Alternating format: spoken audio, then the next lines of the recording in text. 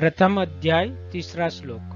पश्येताम पांडुपुत्राणाम आचार्य महितिम चमुम व्यूढ़ानाम द्रुपदपुत्रेण तौ शिष्येण धीमता।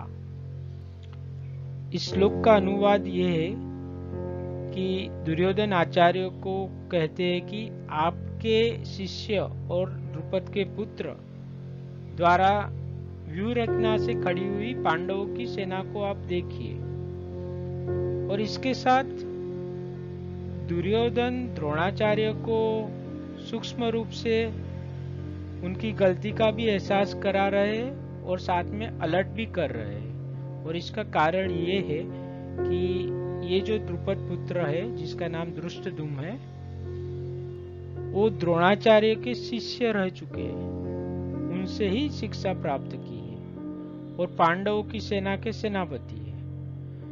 तो इसीलिए अलर्ट रहने की जरूरत है।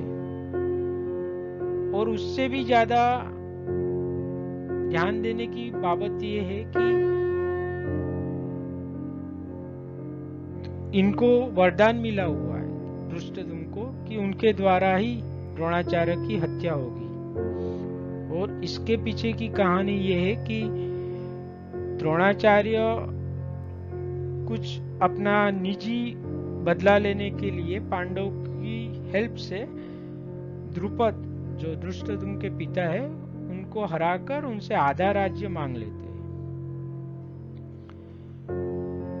और उसके बाद द्रुपद जो है बदले की भावना से एक यज्ञ कराते हैं और यज्ञ से जो पुत्र मिलता है उसे वरदान होता है कि उसके द्वारा ही द्रोणाचार्य की हत्या होगी। और वो यही पुत्र है धृष्टद्युम्न जो पांडवों की सेना का सेनापति है। और द्रुपद उन्हें द्रोणाचार्य के पास शिक्षा के लिए भेजता है और द्रोणाचार्य उनको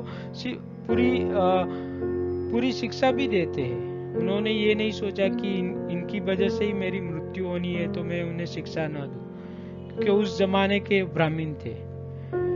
तो क्योंकि उन्हें ऐसा वरदान मिला है और उनसे ही शिक्षा प्राप्त हुई है, तो उससे भयभीत होने की और अलर्ट रहने की दोनों की आवश्यकता है। और साथ में दुर्योधन द्रोणाचार्य को ये एहसास भी कराते हैं कि देखो आपसे गलती हो गई, आपने ऐसा नहीं किया होता तो आज सिचुएशन शायद इस तरह की नहीं होती।